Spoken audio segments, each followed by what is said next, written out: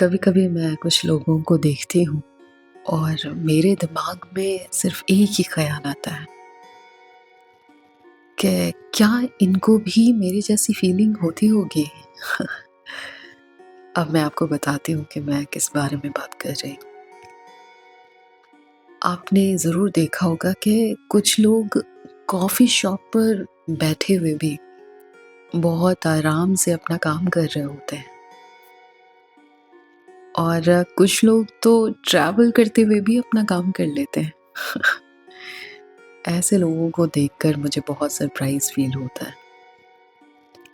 पहले एक भ्रम था मुझे कि शायद ऐसे लोग बाय बॉर्न या बाय नेचर ऐसे ही होते हैं, काफ़ी फ़ोकस्ड होते हैं और डिस्ट्रैक्ट नहीं होते। लेकिन बहुत जल्दी मुझे समझ में आया कि ऐसा नहीं है, फीलिंग इनको भी होती है। ये भी डिस्ट्रैक्ट तो होते होंगे, इरिटेट भी होते होंगे आस-पास के सराउंडिंग से। तो डिस्टर्बेंस तो उनको भी फ़ील होती है। लेकिन फिर डिफ़रेंस क्या है उनमें और मुझ में? फिर मैंने सोचा इस बारे में, मुझे समझ में आया कि रियल डिफ़रेंस प्रैक्टिस का है। और ये बात मुझे तब समझ में आई जब मैंने अपनी लाइफ़ को देखना शुरू किया। अब मैं अपने बारे में बताती हूँ। मुझे लगता था कि मेरी प्रॉब्लम एनवायरनमेंट है, मतलब सराउंडिंग एनवायरनमेंट। अगर शांति हो मेरे आस-पास, कोई डिस्टर्ब ना करे, तो मैं अपना बेस्ट काम कर सकती हूँ। मुझे ऐसा लगता था।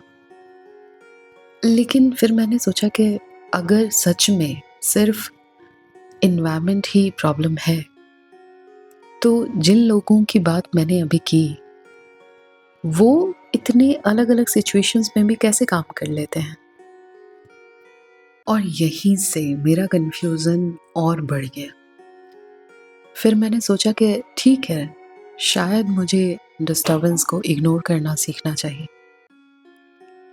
लेकिन नहीं, मैं ऐसा भी नहीं बनना चाहती। मैं लोगों से भाग कर नहीं जीना चाहती और ना ही मुझे ऐसा बनना है कि किसी की बात का मुझ पर कोई असर ही ना हो। ये यार, फिर मैं चाहती क्या हूँ? यही सवाल पिछले कुछ दिनों से मेरे दिमाग में घूम रहा है और आज शायद पहली बार मुझे इसका एक छोटा-सा हिंट मिला है।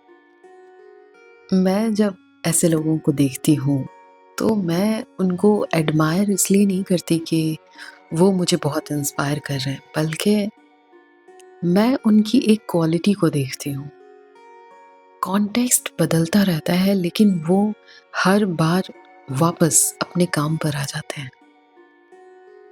मैं ऐसा नहीं बनना चाहती कि मुझे कभी बुरा ही ना लगे। बुरा लगे, लगना भी चाहिए, लेकिन मैं फिर उसमें 1 हफ्ता बर्बाद नहीं करना चाहती। कोई कुछ बोले, मैं सोचूँ, लेकिन फिर मैं ठीक होके वापस अपने काम पर लौट जाऊँ।